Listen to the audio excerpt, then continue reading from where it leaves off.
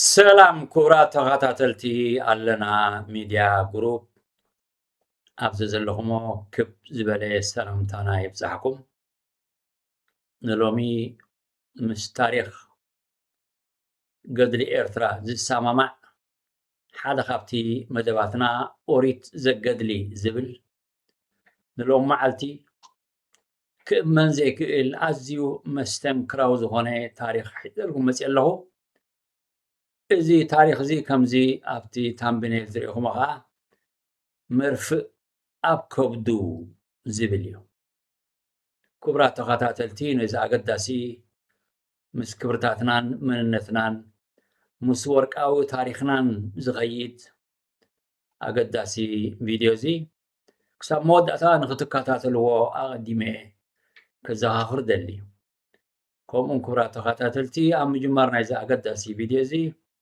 لايك شير لكم كن جمهورون سبسكرايب بمقبار كأسي درابيت ألنا ميديا جروب نغتكونو جوبا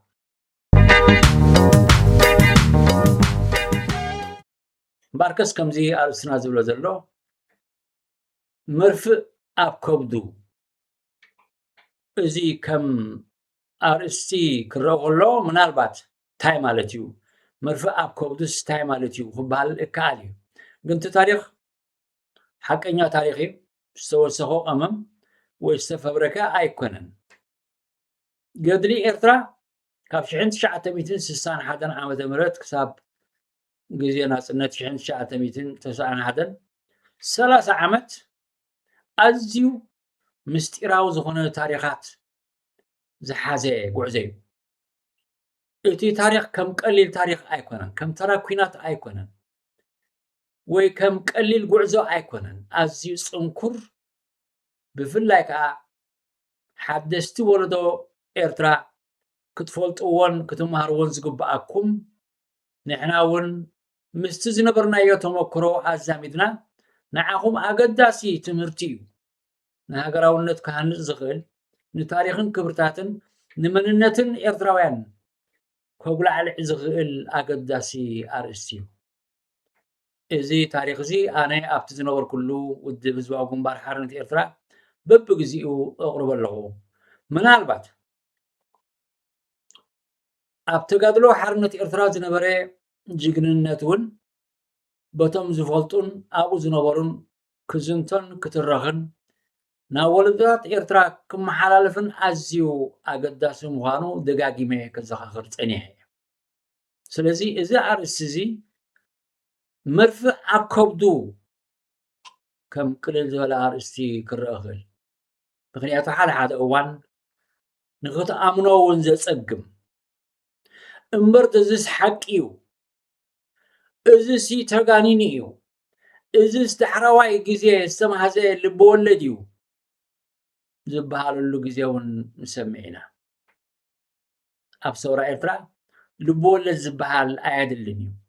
لبولد زبهال حق أن تاريخ انت داسي إنك خانا بالبولد أو حنقول كازم الصحة سبعة تصحفه نحنا قن إرتراويان لبولد بزعبا قدري إرترا مصحف أعدلنا نيو مخنياتو تاريخ بعلو زارب حق أنيان أوريجينالن أورغانيك أزيو أقداسي تاريخي وزلنا تاريخ قعزو هزبي إرترا أي تفتشن أي تبربرن قنا نحدث ولدتاتون أي تمحالة لفنزلو تلزي خبرات تقاتلت خمس زبلو زلغو إزي أستمرزي حلامو كم زغط وصوصن حكيو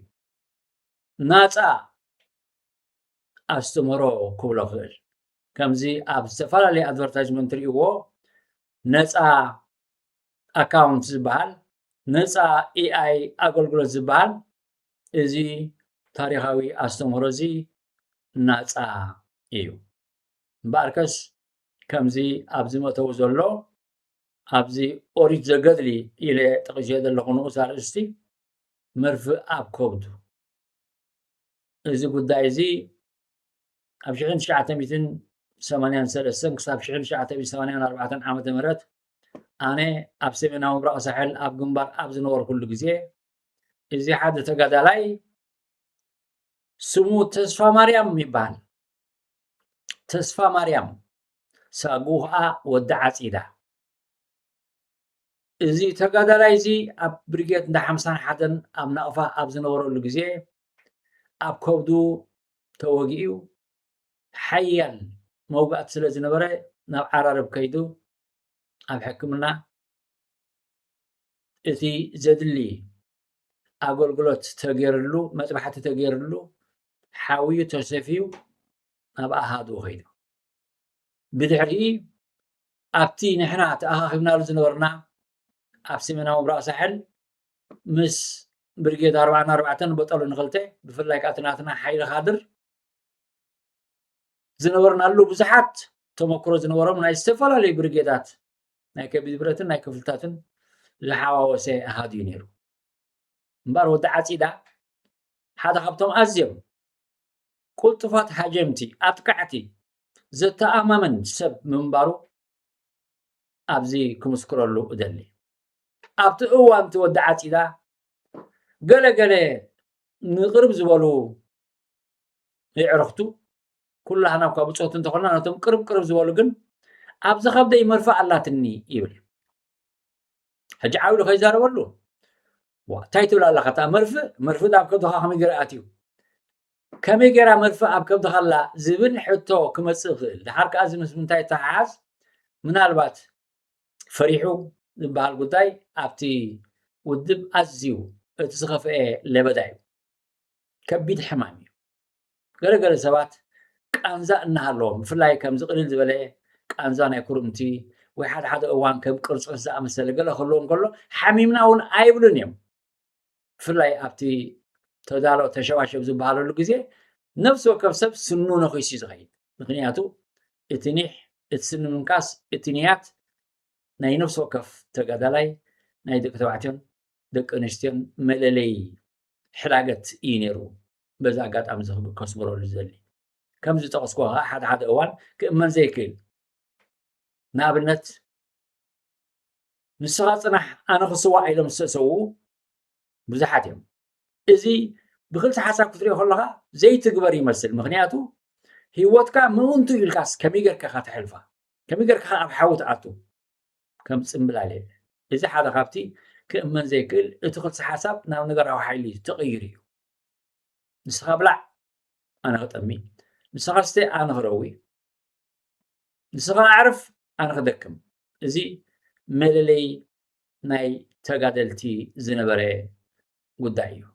ከምኡ ስለ ዝኾነ እምበር ሕጂ ወዲ ዓፂዳ ኣብ ከብደይ መርፍእ ይብል ድሓር እቲ ስቃይ ገለገለ ሰባት ይርእይዎ ክቁንዞ ከሎ እቲ ዕጥቂ እውን ሓደ እዋን እውን ነቲ ዕጥቂ ክፈትሖ ከሎ እዚ ሰብ እዚ ገለ ሽግር ኣለዎ ናብ ምባል ዝበፅሐ ጉዳይ ነይሩ ግን ናብ ዶክተር ኣይከደን ናብቶም ሓለፍቲ በፂሑ እውን ሽግር ኣለኒ ኣይበለን ኒሕ ገይሩ ኣብ ዝተፈላለዩ እዋናት ዝነበሩ ቀለልትን ከበድትን ውግኣት ይሳተፍ ነይሩ ወዲ ዓፂዳ